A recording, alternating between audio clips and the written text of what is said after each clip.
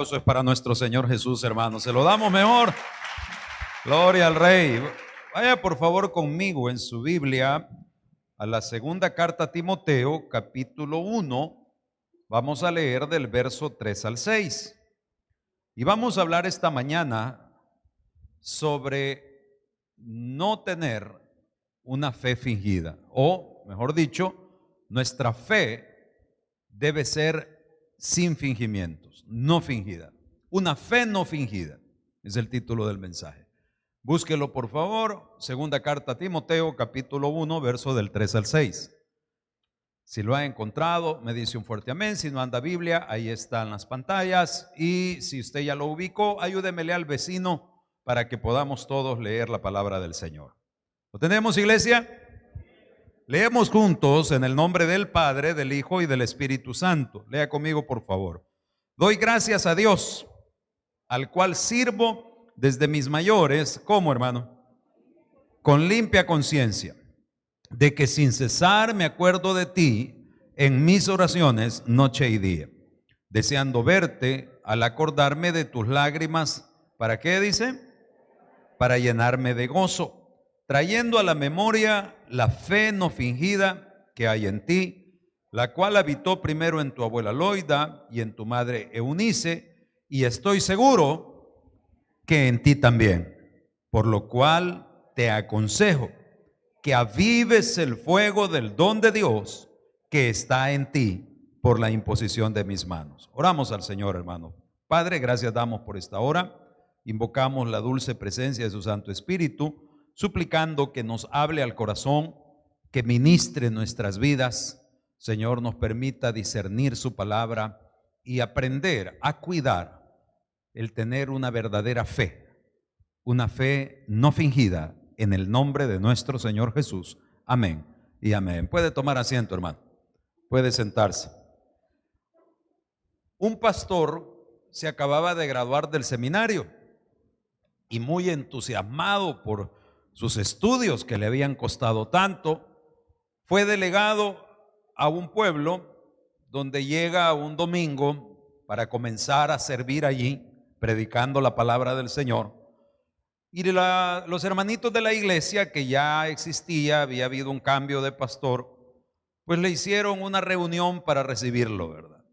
Ya llegan y comparten un tiempo, y a la hora de dirigir unas palabras, le dice el pastor a su nueva congregación: mis hermanos, les dijo, quiero que sepan que estoy aquí para servirle a Dios y a ustedes. Vengo con hermenéutica, con homilética, vengo con exégesis y apologética. Y le dice un hermanito de los ancianos de la iglesia: no me preocupe, pastor, le dijo, yo también tengo artritis, diabetes, conjuntivitis y reumatismo, le dijo, pero el doctor del pueblo es bueno y el Señor lo va a sanar, le dijo. Porque al fin y al cabo no se trata de esos estudios los que van a determinar que usted tenga una fe verdadera o una fe fingida. La fe, mis amables hermanos, o el objetivo de forjar una fe no fingida, lo que requiere es sabiduría. Diga conmigo, sabiduría. ¿Cuántos saben que la sabiduría no es de los hombres? ¿De quién es la sabiduría? La sabiduría es de Dios. Entonces, primer texto, no punto, primer texto que quiero que me ayude a encontrar es Eclesiastés 7:25. ¿Cuántos quieren fortalecer su fe y tener una fe verdadera? ¿Lo quiere usted, hermano? ¿De verdad lo quiere? Entonces dice Eclesiastés 7:25. Póngale atención a la palabra del Señor. Me volví y fijé mi corazón. ¿Para qué? Para saber y examinar e inquirir, ¿qué cosa? La sabiduría, ¿y qué más? Y la razón. Y para conocer la maldad de la insensatez y el desvarío del error. Usted dirá, pastor, pero es que la fe se fortalece por el oír y el oír por la palabra del Señor. ¿Qué es lo que estamos leyendo? La palabra de Dios. El problema es que mientras usted no se rete a sí mismo, no se haga el propósito de mejorar, de pulir, de fortalecer su fe, usted no va a volver su mirada o su atención y a fijar su corazón en ese objetivo. Por eso, si usted le pone atención, ¿cómo comienza este texto? Me volví. ¿Qué significa esto? A ver, di en tu lenguaje salvadoreño, me volví, volteé a ver. ¿Sí? Me encanta tu salvadoreño. Volteé a ver. ¿Cuántos entienden voltear a ver? ¿Y de dónde volteó? Ah, porque iba viendo para otro lado. ¿Para dónde iba viendo? Iba viendo para los placeres, iba viendo para los afanes, iba viendo para el corre-corre de cada día, pero de pronto usted se detiene y se vuelve, ¿a dónde? A la palabra del Señor. ¿Cuántos andan una Biblia? Levante su Biblia, por favor. Esa es la fuente de sabiduría que le permitirá a usted tener una fe no fingida, hermano. La palabra del Señor. Entonces, vuelva a ella. Póngale atención. Y dice, y fijé mi corazón. ¿En quién? En esta palabra. Esta palabra, mis amables hermanos, decía mi pastor Junior desde hace muchos años, es el mapa de su vida. Aquí usted encuentra la instrucción, la dirección para resolver lo que sea que pudiese estar enfrentando. No es promesas de hombre, sino de Dios para aquellos que pueden creer. Mis amables hermanos, todo es posible. ¿Para quién? Para el que cree. Para el que le crea al pastor. No, señor, a mí no me crea. Vea su Biblia. Me volví, pero también no lo hice solo por impulso, sino de corazón. Fijé mi corazón. ¿En qué? En que yo quiero saber. Yo quiero examinar a diario por qué estoy como estoy. Yo quiero entender las cosas que he hecho mal para corregirlas y hacerlas bien. ¿Cuántos queremos corregir los errores, hermano? Porque si no, estaríamos hablando de vivir en el error. ¿Y alguien sabe cómo se dice error en la Biblia? Amartía. ¿Y qué otro nombre se le interpreta a esa palabra amartía? Pecado. Vivir en pecado no es otra cosa que seguir insistiendo en los errores que usted ya sabe que tiene. Usted no necesita que llegue el pastor a regañarlo, a decirle lo que está bien o lo que está mal. Usted tiene al Espíritu Santo, si ha recibido a Cristo, y si no lo ha recibido, disponga hoy su corazón para recibirle, y el Señor le dará el entendimiento. Entonces dice, fijé mi corazón porque yo quiero saber, quiero examinar, quiero inquirir. Ya le he explicado, esto es un término legal. La palabra inquirir significa averiguar, pero tiene una característica: averiguar diligentemente. Se le llama término de inquirir en el proceso penal a los días, al plazo, un corto plazo que tiene las autoridades para recabar pruebas, a ver si aquella persona a quien le han imputado un delito es suficiente como para llevarle un proceso, como para detenerlo, para tenerlo preso. Entonces ese término de inquirir se le llama así porque la palabra lo que delimita es que la autoridad, el fiscal, los agentes de policía tienen que reunir aquellas pruebas pero con urgencia, porque solo hay un corto plazo. Tiene que ser con diligencia. Usted tiene que inquirir, dice, la sabiduría y la razón. ¿Y dónde la averiguamos? En este libro. El principio de la sabiduría es el temor a Jehová. Entonces, si usted quiere inquirir, porque preguntamos en el templo, ¿cuántos quieren conocer más de Dios? Amén. ¿Cuántos han leído la Biblia? No, amén. ¿Cuántos quieren que Dios les responda a sus peticiones? Amén. ¿Cuántos han orado esta semana? Ay, no. No hay diligencia. Queremos y no tenemos. Y por eso también vivimos muchas veces preocupados, angustiados. Un día escuché a alguien que decía, por eso vivimos estresados. ¿Cuántos viven estresados, hermano? Ahora resulta que es el pueblo más relajado del mundo. ¿Cuántos saben lo que es el estrés? Algunos de nosotros ya no es 3, ya es 4 el que andamos, 5, 10. Una vez escuché a alguien decir, estrés son tres. Sí, vea, porque si no, no es tres. Son tres. Querés y no tenés y por eso no podés. Estrés son tres. Querés y no tenés y por eso no podés. ¿Y qué dice la Biblia? La Biblia dice que nosotros pedimos y pedimos mal y por eso no tenemos. Y no tenemos, y después de no tener, hermano, mire, necesitamos servidores en la escuela bíblica. Ay, no puedo, porque viene frustrado de sentir que en su vida no logra lo que quiere. Y no nos ponemos nosotros a pensar que el mejor negocio que hay, que el mejor qué negocio que hay, porque un negocio, definámoslo sencillo, es algo que usted hace para ganar o para perder. O sea, el objetivo es ganar. Los negocios son de reír y llorar, pero el propósito de aquel que emprende un negocio no lo emprende para perder, lo emprende para ganar. Y no hay mejor negocio del creyente que servirle al Señor.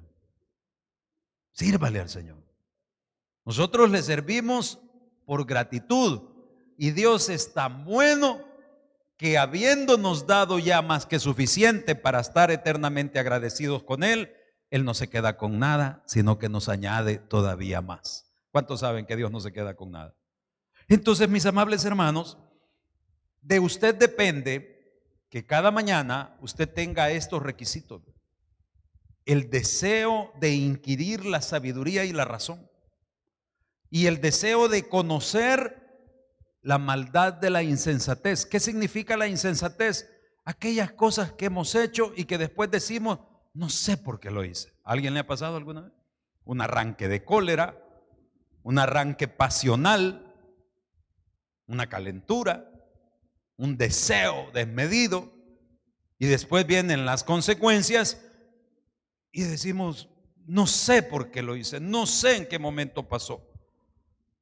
Nosotros ayer que andábamos en moto, andar un grupo grande es complicado y uno trata de darle instrucciones a los compañeros que tienen menos práctica o menos experiencia, porque la mayoría de personas, ¿dónde vas, Vicente? ¿Dónde va toda la gente? ¿Verdad? Y es bien peligroso porque si alguien que tiene práctica, por ejemplo, en el tema este de las motocicletas, íbamos 24 motos, eso hace que se haga un grupo. De repente vi yo a un amigo que yo había invitado que venía encimándose. Él tiene mucha práctica. El problema es que lo van a empezar a imitar otros que no pueden. ¿Y qué va a suceder? Se van a ir a pegar un golpe.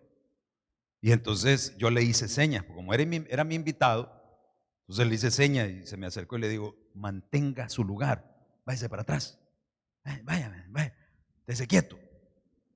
¿Por qué? Porque los otros, los inexpertos, allá van detrás. ¿A quién sigues? ¿Qué cosas te gusta imitar? Porque dice, yo quiero entender la maldad de la insensatez. Ya muchas veces me ha ido mal por estar imitando a otros o estar con amistades o compañías o relaciones sentimentales que no me llevan a nada bueno. Qué bueno que lo entendió, porque la mayoría no quieren entender. Entonces vea por favor lo que quiere decir eso. Señor, dice, déjame entender la maldad de la insensatez y el desvarío, ¿de qué cosa? Del error. Proverbios capítulo 1, versículo del 1 al 7, leamos. A ver, búsquelo. Si usted verdaderamente quiere entender, quiere discernir, tener sabiduría, porque no se me olvide el tema del mensaje, estamos hablando cómo fortalezco, cómo tengo una fe no fingida. Necesita sabiduría. No es el pastor, no es el edificio, no es nadie más que Dios en usted. Dice, vamos a leer del verso 1 al 7, los proverbios de Salomón, hijo de David, rey de Israel, para entender sabiduría y doctrina. A ver, hágame una pausa.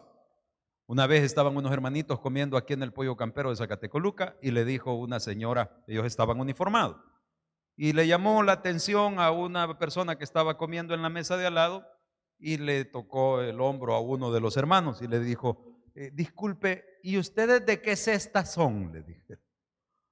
Porque la gente, acuérdese que en la religión tradicional enseñan que nosotros somos una secta.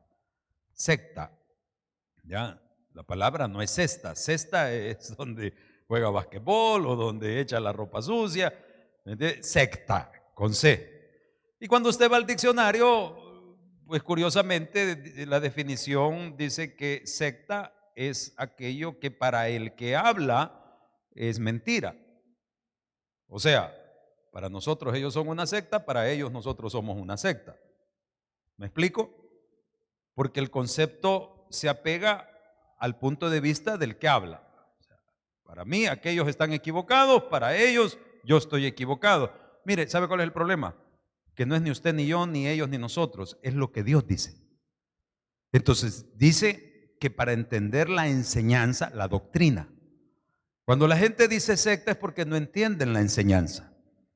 Muchas personas las han invitado a venir a esta iglesia y piensan que quizás aquí les van a pedir dinero, que quizás aquí les van qué sé yo, a dar alguna enseñanza medio rara, porque eso es lo que marca la diferencia entre una secta y una fe no fingida, una fe verdadera. ¿Cuál es su doctrina? La palabra doctrina viene de un vocablo griego que se dice didaqué, que significa enseñanza. Entonces, ¿en qué ha creído usted? Aquí hemos creído que solo Cristo salva. Aquí hemos creído, mis amables hermanos, que nosotros no podemos hacer nada, sino que Jesús lo hizo todo en la cruz de Calvario, y todo aquel que en él cree, dice la Biblia, no se pierde, mas tiene vida eterna. Y de ahí para allá, usted decide en qué caballito se quiere venir. Si usted quiere ver las bendiciones de Dios, entonces usted va a tomar en cuenta este consejo. Por eso dice en el verso 1, para entender, dice, estos son los proverbios de Salomón, para entender sabiduría y doctrina, para conocer razones prudentes, para recibir el consejo de prudencia, justicia, juicio y equidad. Verso 4, para dar sagacidad a los simples. Hágame una pausa ahí. Hay personas que se acomplejan y dicen, ay no, es que yo no entiendo, ay no, es que mire, yo soy algo topado. Ay, no, es que sí, es cierto, hermano, pero no, con la ayuda del Señor, aunque a usted le falten 80 para el peso, dice la Biblia que tiene la mente de Cristo. Y con la mente de Cristo quedamos pasados, hermano. Usted es una persona diseñada por Dios para tener éxito en la vida, no para fracasar. A mí a veces me dicen, pastor, mire, y el pastor que salió de aquí, qué bonita está la iglesia. Yo no lo mandé a fracasar.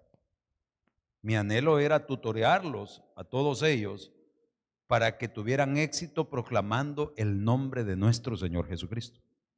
Ningún padre quiere que su hijo fracase. Así tampoco nuestro Padre Celestial, mis amables hermanos, quieren que nosotros vivamos angustiados, alcanzados económicamente. No. El problema es que la prosperidad no está en el mundo, la prosperidad está en la sabiduría que Dios le va a dar a usted. La prosperidad de Dios es la que se mide principalmente con lo que el dinero no puede comprar. ¿Cuánto le costó su salvación? Dice la Biblia que ni todo el oro del mundo pudo comprar el regalo que usted y yo tenemos. ¿Gracias a quién? A nuestro Señor Jesucristo. Dice entonces, para dar sagacidad a los simples, dígale que está a la par suya, avive, hermano. Avive, hermano. Usted no es ningún simple. Usted no es, hermana, usted no oye Bad Bunny, dígale. No oiga consejo de esos demonios. ¿O sí? Yo no puedo entender, ¿verdad? No, se lo prometo. Yo soy súper fan de la música. Me encanta la música romántica. Dios me libre, pero música, ¿verdad? Con la que usted cuenteaba antes. Mujer, si puedes tú con Dios hablar, pregúntale si yo alguna vez te he dejado de adorar, ¿verdad? No, hombre, y ahora y a las otras, ay, qué lindo. No lo entiendo. No lo entiendo. Así está el mundo. Pero usted no es del mundo, hermano. Usted le pertenece a Cristo porque ha sido comprado con la sangre preciosa del Cordero. Gloria sea al Señor. ¿De verdad lo cree? Usted no es un simple, dice, para dar sagacidad a los simples, a los jóvenes darles inteligencia y qué, y cordura. Verso 5, oirá el sabio y aumentará el saber, y el entendido adquirirá consejo, para entender proverbio y declaración, palabras de sabios y sus dichos profundos. Verso 7, el principio de la sabiduría, que es el temor a Jehová. Los insensatos desprecian la sabiduría y la enseñanza. ¿A qué viene usted a los cultos? A adorar a Dios. Pero durante el sermón, ¿qué es lo que usted busca? Sabiduría de lo alto. Porque a través de la palabra de Dios, no del pastor, de lo que la palabra nos muestra, usted crece en entendimiento. Y así sea que usted haya escuchado el mismo texto, el mismo sermón. Mire, un día en una vigilia en la iglesia central, me imagino que fue planificado, no creo que haya sido tal coincidencia, de 5 predicadores que pasaron al púlpito, 3 predicaron el mismo versículo. El mismo versículo. Y quizás sí fue coincidencia porque no fueron los 5, solo 3. Y los 3 sermones fueron diferentes. ¿Sabe por qué? Porque la palabra de Dios es viva y eficaz como espada de doble filo, que penetra, que parte hasta transformarnos. Entonces, así sea que usted ya haya escuchado un mensaje, si su corazón está dispuesto a inquirir, a recibir la sabiduría de lo alto, Dios hablará a su vida. Dios siempre le va a hablar. Pero el necio, él endurece sus oídos. Así sea que el mismo Jesús, ¿no se acuerda que cuando nuestro Señor Jesucristo predicó, no todos se convertían, hermano? Él a lo suyo vino y los suyos no le recibieron. O sea que la mayoría de gente, la multitud de los que estaban ahí delante de nuestro Señor, cerraron sus oídos y rechazaron el mensaje. Usted no. Usted es una persona que tiene temor de Dios. Entonces, punto número 1 esta mañana, que hay que entender ya después de esta introducción, es que el pecado sigue siendo pecado y por lo tanto desagradable a Dios. Vaya conmigo a Hebreos 12, vamos a leer del verso 4 al 11. Por favor, pantalla, no se me duerma. Hebreos 12, verso del 4 al 11. El pecado sigue siendo pecado y por lo tanto desagradable a Dios. Vivimos tiempos bien difíciles. Yo he buscado la manera de contarle este chambre con el objetivo de que el punto sea de edificación y no de destrucción, pero no encuentro, principalmente ahora con la predicación abierta a todo el mundo. Nos recibe una persona que venía acompañado de otro que lo despidieron de una iglesia por ladrón. Pero ese muchacho no solamente tenía mal testimonio de ladrón, sino también de homosexual, ocupando un cargo de pastor en una mesa pastoral y por lo tanto también pervirtiendo jóvenes. Entonces nomás nos bajamos de la moto y cuando nos recibe el anfitrión y veo yo a la par de quién está el anfitrión, créame que solo le dije al que estaba a la par mía, ¿aquí también están igual? Son tiempos bien duros. Le abro mi corazón, yo no tengo ningún problema con el homosexual, con el adúltero, con el fornicario, con el borracho, porque todos caemos en uno o en otro de esos adjetivos. Personas rencillosas, personas con resentimiento. Pero si estamos aquí, no estamos aquí para seguir siendo lo mismo. Si estamos aquí con una fe verdadera, una fe puesta en Jesús, no en el hombre, no en el edificio, no en una organización, sino en aquel que murió en la cruz del Calvario y con su sangre preciosa nos redimió para darnos salvación y vida eterna, es porque Jesucristo no quedó muerto en la tumba, Él resucitó, Cristo vive y Él está en el corazón de los que le hemos recibido y Él es el que se mueve en este lugar. Gloria al Señor. Y para que usted pueda tener una fe verdadera, por favor, al pan, pan y al vino, vino. La Biblia dice, hay de aquellos que a lo malo le llaman bueno y a lo bueno le llaman malo. Y ahora es bueno hacer un degenere en la iglesia, es bueno hacer discotecas en lugar de iglesias, jugar con la manipulación emocional de la grey, porque a la gente le gusta. A la gente le gusta que traigamos luces, que traigamos, qué sé yo, cualquier distracción para manipular sus emociones. A mí me gusta la música. La Biblia dice, cuidado, dice, el que canta canciones al corazón afligido es como el que les echa vinagre a la herida. Claro que sí. A algunos nos gustaba la música, aquella de despecho, para chillar más, para sentirnos peor. Algunos somos emo, primera generación, emo. A ver, yo sé que aquí hay varios que son emo. Su color favorito, el negro. Le gusta estar solo. Y la música, solo de despecho. Entonces, en el Señor, la palabra nos enseña que el que está triste, ore a Dios, y el que está contento, cante himnos, cante salmos. ¿Por qué? Porque si usted le da cabida a echarse sal en la herida, a echarle leña al fuego, usted no va a salir del problema, sino que se va hundiendo más y más en sus frustraciones, en sus amarguras. Si el mismo Jesús dijo, señores, en este mundo, ¿qué íbamos a tener? Aflicciones. El mundo está arruinado y el mundo está invadiendo, por no decir, ha invadido la iglesia. Yo aquí tengo como ejemplo de lo que le estoy hablando. El pecado sigue siendo pecado. ¿Sabe usted que hay iglesias que ya no les gusta tocar este tema? A mí no me gusta cuando un predicador se pone a garrotear a la congregación, que anda en pecado, el pecado, el pecado. Si yo ya sé que soy pecador, o sea, a mí cuénteme cómo salgo. A mí deme el 1, 2, 3, ok, ¿qué hago? Entonces, en ese sentido es que no me gusta cuando solo vienen a garrotear el pecado, el pecado, el pecado.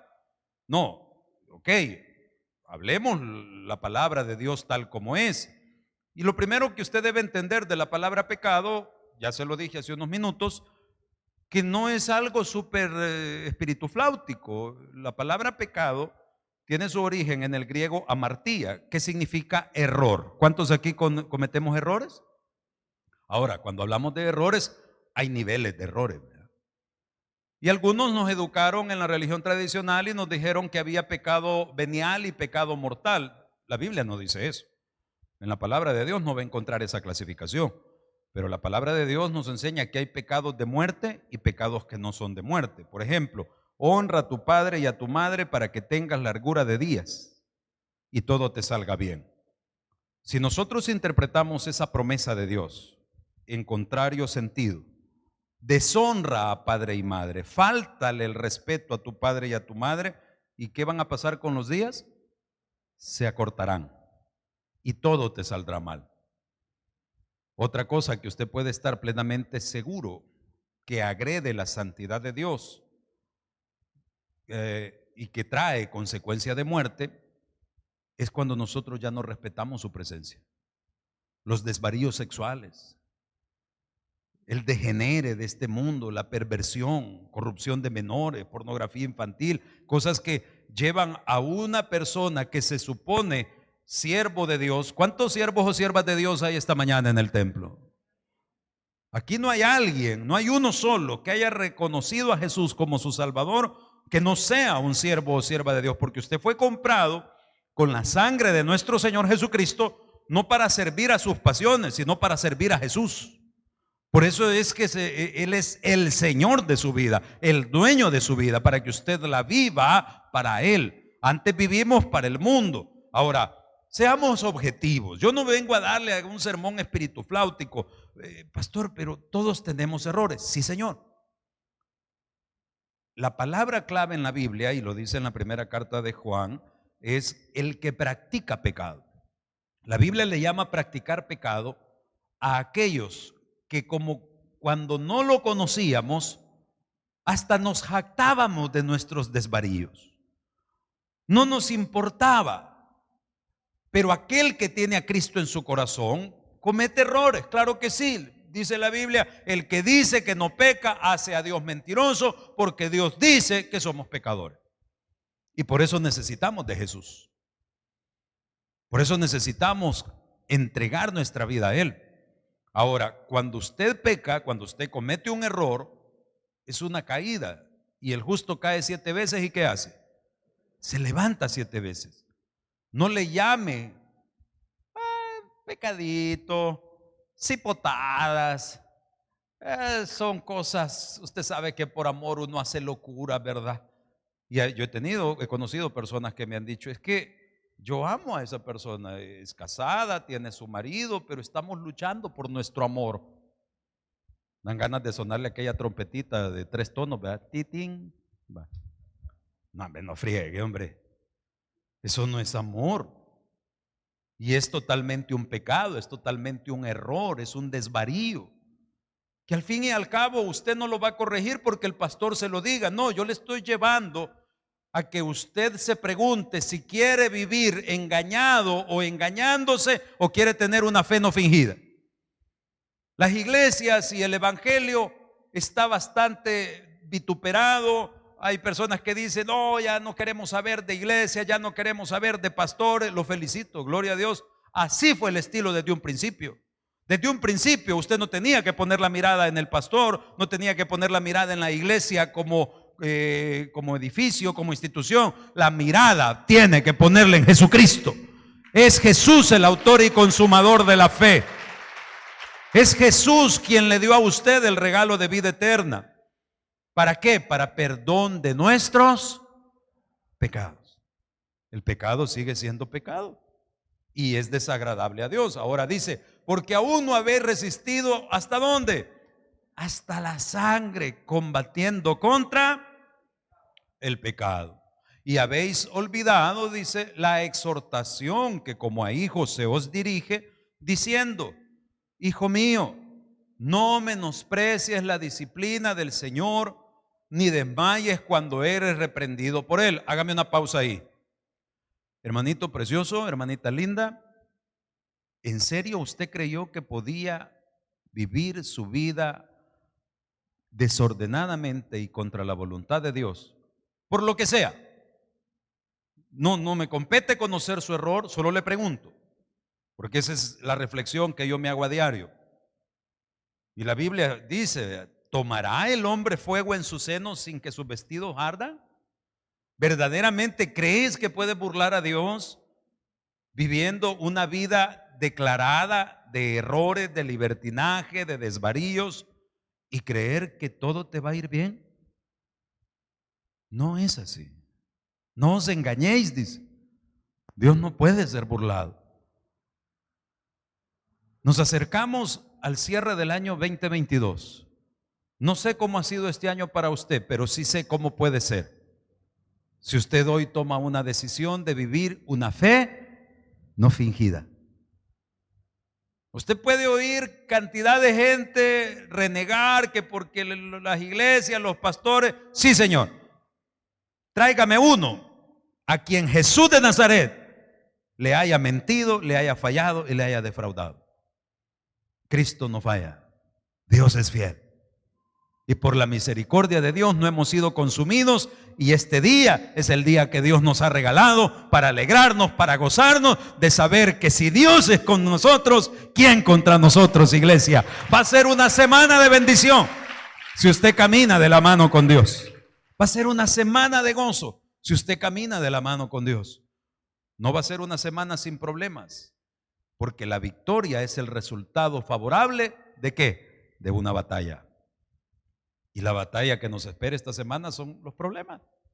Así que decía mi pastor antes, señores, la semana se enfrenta de cara al sol con las botas puestas y con ganas de rompernos la madre con lo que venga. Mañana lunes, si a las 10 de la mañana usted no se ha sonado con alguien, busque a quien sonarse. Porque hay un dicho en la pelea, y es el que pega primero, pega 2 veces. Y si a usted está con la boca abierta y se lo suenan, ahí seguro ahí viene la otra pescosada detrás. ¿No se ha fijado usted que los problemas nunca llegan solos? Ahora, no estoy hablando que usted va a ir físicamente a tromponear a otro prójimo. Dios me habló ayer, esta desgraciada ya va a ver quién soy yo. No estoy diciendo eso. Estoy hablando de los problemas. Los problemas. Y no se me le olvide que la lucha no es contra carne ni sangre, sino contra huestes y potestades de maldad en las regiones celestes. Eso es como que usted me diga que para salir adelante económicamente necesita $1,000, $3,000, $10,000. No, hermano, lo que usted necesita es incluir a Dios en su economía. Lo que usted necesita es tomar en cuenta a Dios. Riquezas, dice Proverbio 22:4, riquezas, honra y vida es la remuneración de la humildad y el temor a Jehová. Sigamos ahí en Hebreos, fíjese bien. Dice, no menosprecies la disciplina del Señor, ni desmayes cuando eres reprendido. ¿Por qué somos disciplinados? ¿Por qué somos reprendidos? Por nuestros pecados, por nuestros errores, por nuestros desvaríos. Versos 6. El Señor al que ama disciplina. ¿Y qué, hermano? Azota al que recibe por hijo. Si estás pasando por dificultades, tribulaciones, alégrese, porque usted es un hijo o una hija de Dios. ¿Cuántos creen que Dios está en control? Entonces, número 2, necesitamos avivar esa convicción, esa fe. Siempre, siempre usted tiene que estar con esa palabra en su lengua, en la punta de su lengua, en sus labios. Dios está conmigo, Dios no me desamparará, Dios está en control. Cuando usted involucra al Señor en su necesidad, Dios no puede negarse a sí mismo. Y se va a dar una sorpresa tremenda, que muchas de las dificultades que usted tal vez está pidiéndole a Dios que le resuelva, ya Dios le dio a usted lo necesario para que usted lo haga. En Éxodo capítulo 14, solo le dejo como referencia, encontramos cuando Faraón de Egipto, después de haber dejado ir a todo el pueblo a causa de todas las plagas que había sufrido, la muerte de sus primogénitos, toda aquella mortandad en Egipto, ¿se acuerda? Y dice la Biblia que salió Moisés con todos los judíos, y cuando ya habían avanzado, llegaron delante del mar. A un lado estaba el monte de Pirairot, que era una montaña, y aquí de este otro lado venía Faraón detrás de ellos, que se había arrepentido de dejarlos ir y los perseguía para, ¿alguien sabe para qué? Para matarlos, hermano. Si usted esta mañana no tiene una amenaza de muerte que le hayan garantizado, como un día me dijeron a mí, que no pasaba de 15 días, si usted no tiene una amenaza de esas, usted está más relajado que los hermanos que estaban en Egipto. Porque los hermanos que estaban en Egipto los perseguía un ejército para matarlos. Y si usted tiene una amenaza de muerte, pues no creo que lo persiga Faraón. Y así fuese el mismo Faraón de Egipto con todos sus carros de batalla y de guerra, el mismo Dios que libró a Israel es el Dios que está en este lugar y es el Dios que lo librará a usted en el nombre poderoso de nuestro Señor Jesucristo. ¿Lo puede creer? Incluya a Dios en su dificultad. Meta al Señor en su dificultad. No sea como muchos que dicen a la hora del problema, y el hermano fulano, no, es que está escondido. Hay que enseñarle aquel texto, ¿eh? Que dice que aunque se fueran a lo profundo del mar o subieran a las estrellas, desde ahí los va a bajar el Señor.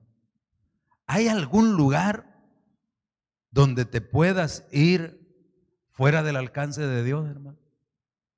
No hay.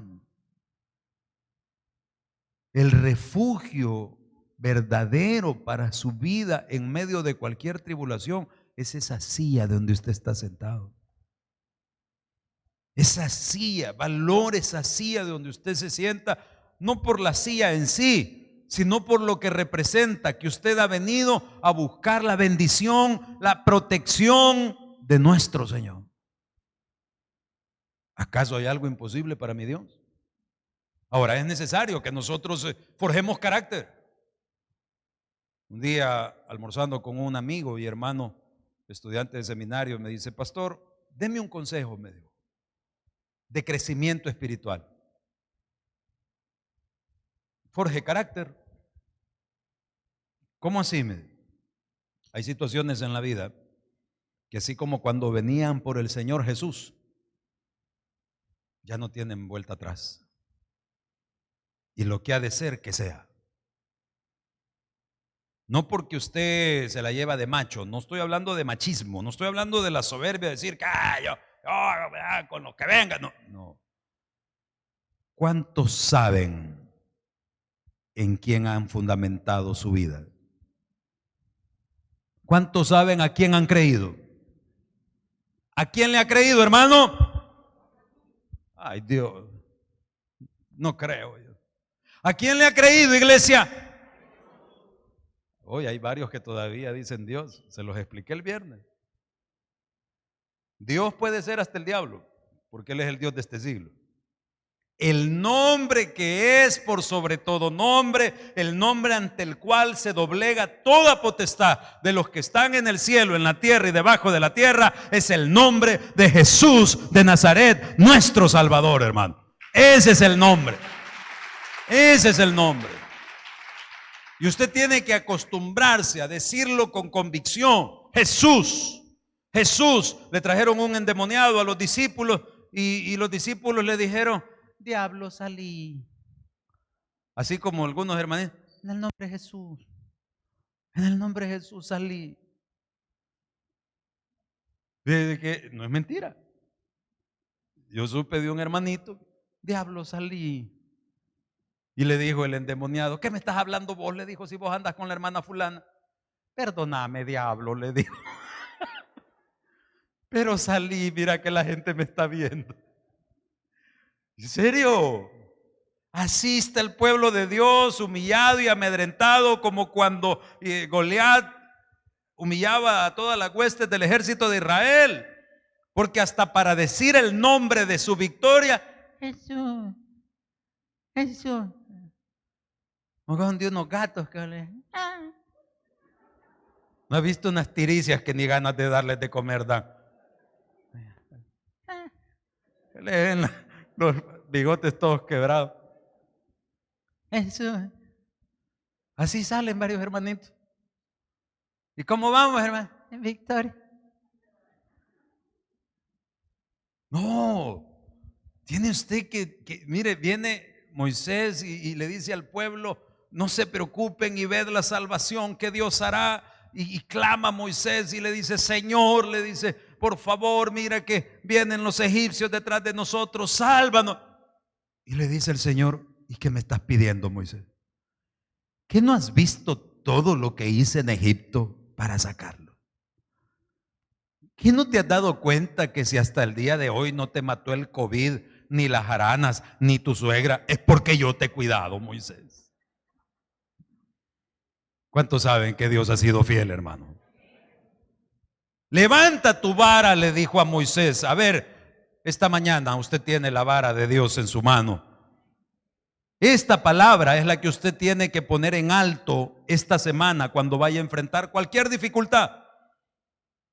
Para Dios no hay ningún problema tan sencillo que Él no pueda ayudar, como el jovencito que va a sus estudios, que probablemente tiene alguna preocupación. Aprenda, hijo o hija, a tomar en cuenta a Dios en su necesidad y levante la palabra de Dios sobre su vida. Por eso es importante que usted la lea, porque son los versículos. Yo el primer versículo del cual me agarré, que para mí fue la primera vez que levantaba la vara, como le dijo Dios a Moisés: levanta tu vara, abre el mar y dile al pueblo que caminen. Porque cuando usted avanza, a Dios no le gusta que nosotros estemos estacionados. A Dios no le gusta que nuestra vida esté sin rumbo. A Él le gusta que avancemos, pero principalmente en el rumbo que Él nos ha trazado.